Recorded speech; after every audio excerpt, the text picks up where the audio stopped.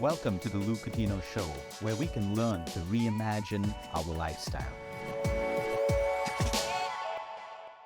Good morning. We keep talking about progesterone, estrogen, testosterone, insulin, thyroxine. All of these are hormones. There are many, many more that work together. And as we know that when one goes up, one comes down, or a couple of them, there are effects they call imbalances that impact almost every part or function of the human body, because we know that hormones work as chemical messengers. Today I want to touch up a little bit on progesterone. It's very important to understand this because a lot of focus is on estrogen, but progesterone is a key hormone for women's health, as we know. It can influence your mood, your sleep, period flow, bloating, weight, and more. Today in our country and across the world, when people come with bloating, it's assumed that it's a gut problem, and we put our focus on a treatment for the gut. But we have to understand that hormones also play an important role. We know that the gut regulates hormones, and progesterone can also have an impact on bloating and weight gain in the human body. Progesterone is also a hormone that balances out our estrogen levels. So, for example, low progesterone can be associated with PMS, endometriosis, uterine fibroids, infertility, early miscarriages, PCOS, heavy periods, and perimenopause. It's also associated with the development of breast cancer because of its role in counterbalancing estrogen, which is why it is so important for us to include a hormonal protocol of balance when you're treating cancer patients as well, especially with estrogen dominant cancers, ER positive cancers, or endometrial cancers where there is a dominance of estrogen in the human body. So while we look at estrogen dominance as something which is serious in men as well as women because of breast cancer in men, the possibilities, and it's happening today, as well as its connection with obesity in men and women, where the testosterone levels are lower and estrogen is stored in fat cells across the abdominal area and the midriff. So what are some signs of low progesterone? One is, of course, spotting before your period cycle, very heavy menstrual flow. You have premenstrual syndromes. Example, your sleep. You usually sleep well, but all of a sudden you have poor sleep. Your anxiety increases. Of course, the challenges in getting pregnant. 7 weeks before miscarriages, the possibility of early miscarriages. And you have the perimenopause symptoms, which include your mood swings, again, your difficulty in sleeping, your heavy periods, and your irregular cycles. So what can cause this? What causes progesterone levels to basically drop? So now naturally, progesterone as a hormone declines naturally with age, beginning anywhere in the 30s and usually becoming a little more significant by the time you're 38 or 39 years old. And that's why you see a much higher rate of estrogen dominant conditions within this age group of 38 to 40 to 44, like uterine fibroids, cysts in the breast, heavy menstrual flow, breast cancers through the 40s, endometriosis or endometrial cancers as well.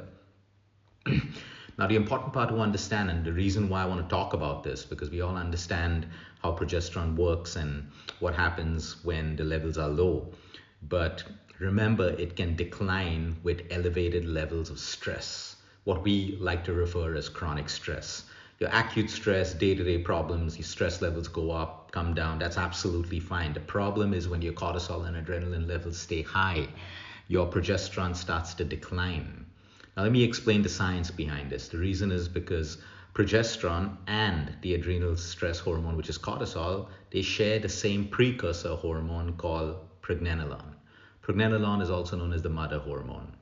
So when you're going through a period of prolonged stress, high stress, your body actually starts to use more pregnenolone to keep up with the demand for cortisol.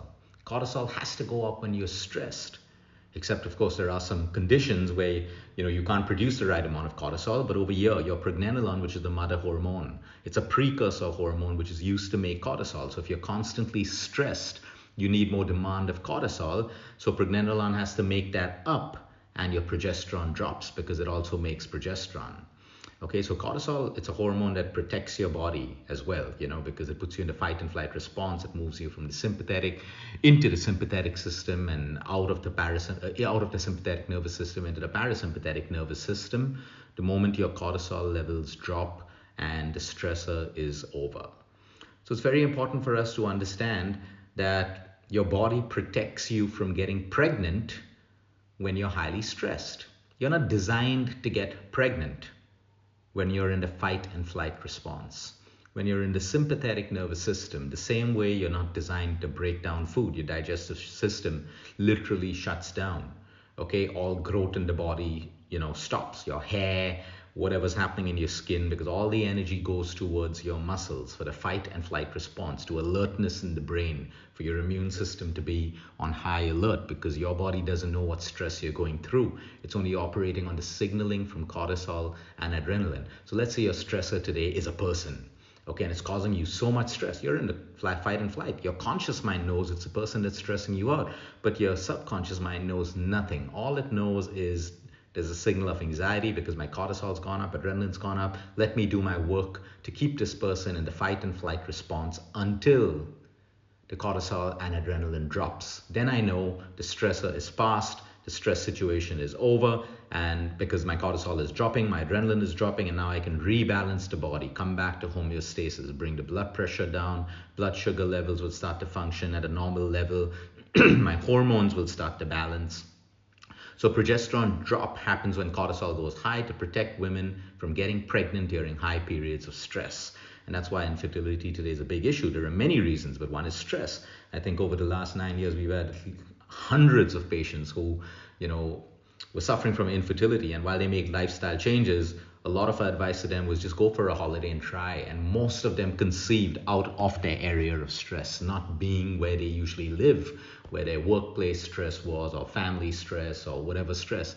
They went somewhere else. They went for a holiday, and that's when it happened, showing you that a drop of level in your stress can actually rebalance your hormones and allow for pregnancies to occur. Now, progesterone may also appear in cases of estrogen dominance. The more higher your estrogen levels in your body, okay, there's not enough progesterone to counterbalance it. So in these cases, the actual progesterone levels may actually be normal, but there are symptoms of low progesterone.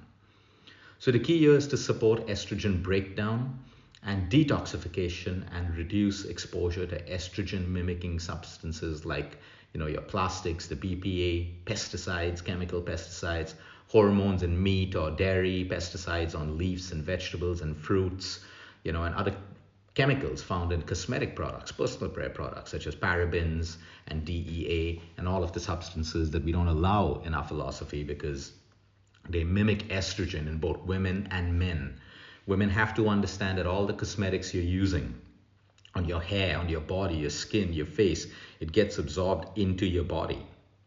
The water that you're constantly drinking out of plastic bottles is leaching BPA, and that's getting into your system, increasing your estrogen levels in the body. Okay? Now, there are ways to measure your progesterone, especially the balance between estrogen and progesterone. So the simplest is to measure both hormones. That's in your mid-luteal phase or approximately 1 week before your next period is due. You can also test the balance between estrogen and progesterone, of course, with saliva testing or urine hormone testing. Now, while there are bioidentical hormones and all of the allopathic ways of treating low progesterone levels, what we like to do is, and what you should be doing, the first recommendation would be treating the root cause whenever possible. Because if you're constantly going to get stressed, even the medical treatment that you're taking is going to be ineffective at some point. So stress is the root cause, chronic stress. How are you addressing stress? My first recommendations would always be nutrition. Of course, your nutrition plays a huge role. The kind of nutrients, micronutrients that your body is able to take out from your food, assimilate and absorb and put back into your blood, which is carried to trillions of cells in the human body. If you're constantly eating a diet which is inflammatory in nature, which is causing inflammation in your gut, which affects the regulation of your hormones, or you're starving, or you're doing fad diets where the body's really in want of food, but you're not giving it, it moves into the fight and flight response. Because your body doesn't know that you're dieting to try to lose weight. All it knows, it needs food. It's not getting food. Cortisol shoots up, adrenaline shoots up. You're in the fight and flight sympathetic nervous system. Progesterone drops. So stress reduction, nutrition, supplements can work really, really well depending on your condition. Homeopathy, I'm a fan of homeopathy. I'm not a homeopathic doctor. I don't understand it, but I understand how safe it is when you have the right doctor with the right treatment. And over the years, we've seen the massive impact of good homeopathy in cases of hormonal balance. So in cases where hormonal imbalance of symptoms are very, very extreme, of course, your doctors will suggest bioidentical progesterone. Now, nutrition. I would definitely look at increasing fiber in your diet. Now, when I say fiber, don't blindly do it. You want a combination of soluble and insoluble coming from your natural foods. Too much of fiber will cause irritation in the gut. Too much of fiber is not good for you. So adding more vegetables, especially your crucifers, the broccoli family, the kale family, the cauliflower family, the cabbage family, where you can steam those vegetables, cook them, don't eat them raw. Reducing your caffeine. You can have 1 cup, max 2 cups, but really if caffeine makes you get jittery, it affects your sleep at night, you would probably want to get off caffeine for a while. Alcohol, white sugar, try to cut this down while you're in the balancing phase or in the rebuilding phase. Important to switch to healthier food options in terms of chemical free.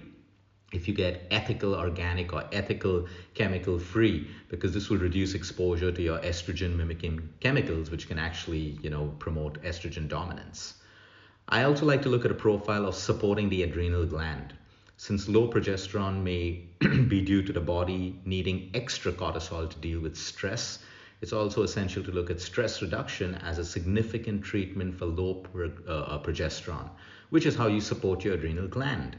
Very, very important. We need to understand the more stressed we are, the more your adrenal glands are working. And this is just not affecting your progesterone levels, it's affecting your thyroid, your blood sugar levels, everything. Remember, insulin is a hormone, thyroxine is a hormone, testosterone is a hormone. So all of these things are also getting affected. Now, how do we support the metabolism of estrogen and the detoxification of estrogen? Estrogen is detoxed in 2 phases, or it's dumped in 2 phases. First, through the liver, and second, through your colon. What this means is that you need to support your liver detoxification and bowel health to optimize hormonal balance. And that's why I keep calling out on constipation. The more constipated you are, the longer you hold estrogen in your system. The more toxic your liver is, you have fatty liver problems, or there's constant binge drinking or smoking or poor lifestyle. Your liver has the job of processing everything that goes through it. So your body cannot dump estrogen because your liver is functioning too slow. So it's very important for us to understand a clean gut. Great bowel movements is also important for basically managing estrogen dominance and balancing your progesterone as well.